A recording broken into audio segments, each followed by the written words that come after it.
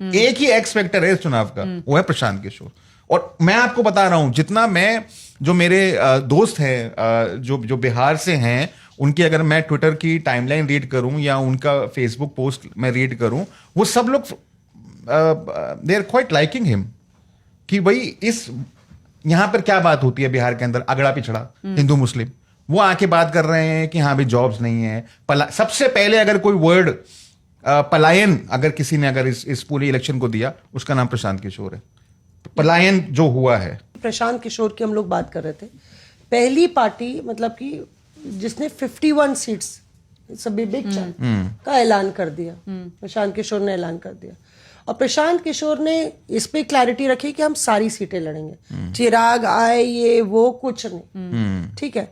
अगर आप कैंडिडेट्स की लिस्ट देखें, मैं देख रही थी बड़े गौर से, उसमें एक पूर्व डीजी होमगार्ड आरसी मिश्रा, उसमें एक बहुत जाने माने गिरी साहब वकील है, उसमें एक बहुत जाने माने प्रोफेसर है मैथमेटिक्स के, और बहुत जाने माने डॉक्टर है। तो पूरा जो ईमानदारी का जो प्लैंक है और बिहार की जनता ही किंग होगी, उस पे प्रशांत किशोर की बहुत क्लैरिटी है। मैं अग्री नहीं करती कि बीजेपी के भीतर ये संशय नहीं है कि Prashant Kishor upper caste vote को डैमेज कर रहे हैं। कांग्रेस में भी प्रशांत किशोर को लेके एक बड़ी इनकी वॉर रूम में बैठक हो रही थी। अशोक गहलोत, भूपेश बघेल, मैंने अंदर से खबर सुनी, अब अशोक गहलोत, भूपेश बघेल और अधीर रंजन चौधरी को ब्रीफ किया जा रहा था। वो अभी पहली बार वहां पे गए, वो ऑब्जर्वर्स हैं बिहार के, ये 3 लेफ्टिनेंट राहुल गांधी के, और मास्टर स्ट्रैटेजिस्ट है। अशोक गहलोत को आप तो जानते ही हैं, जादूगर। उनको जादूगर कहते हैं। भूपेश बघेल भी क्राइसिस मैनेजर है, और अधीर रंजन चौधरी का अपना ग्राउंड के नेता है। तो उनको ये ब्रीफ किया जा रहा था, तो वहां पे भी एक बड़े नेता ने बोला कि पीके के बारे में आप लोग क्यों नहीं चर्चा कर रहे हैं। तो जो बात आप कह रही है वही भ्रांति पूरी तरह से पार्टियों में भी फैली हुई बड़े दलों में, कि प्रशांत किशोर तो अपर कास्ट है, खुद अपर कास्ट है, तो वो तो हम लोग को, विपक्ष को डैमेज नहीं करेंगे, क्योंकि वो अपर कास्ट वोट ले जा रहे हैं बीजेपी का।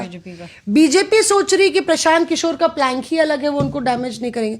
तो प्रशांत किशोर ने एक ऐसा, मतलब कि कास्ट कॉम्बिनेशन का, जो आप कह रहे हैं ना, जात का जो उन्होंने किस सिलेक्शन ऑफ कैंडिडेट्स है, आप देखेंगे तो पूरा ओवरऑल रिप्रेजेंटेशन है। उसमें ईबीसी भी है, दलित भी है, उसमें यादव भी है, उसमें अपर कास्ट भी है, मुस्लिम भी है। तो उन्होंने ये सब, और तो वो ये सोच रहे हैं कि जहां पे जेडीयू का कैंडिडेट है, ठीक है, जेडीयू का कैंडिडेट है जो रिजर्व सीट है, तो वो कह रहे हैं कि आप बताइए, अगर रिजर्व सीट में जेडीयू का कैंडिडेट है और हमारा भी कैंडिडेट अच्छा है, तो अपर कास्ट कहाँ जाएगा? जेडीयू के साथ जाएगा कि हमारे साथ जाएगा? जो प्रोग्रेसिव तरीके से यूथ है, वोटर है, अर्बन वोटर है, वो कहाँ जाएगा? हमारे साथ जाएगा। और वहीं विपक्ष में अगर हम एक अच्छा यादव कैंडिडेट देंगे और विपक्ष जो है खुशवा देगा, तो यादव कहाँ जाएगा? प्रशांत बिलीव्स के हमारे साथ जाएगा। तो उस तरीके से मुझे लगता है जो चर्चा चल रही है, ये कैंडिडेट लिस्ट इसीलिए रिलीज की गई है कि वो early bird catches the worm वाला एडवांटेज।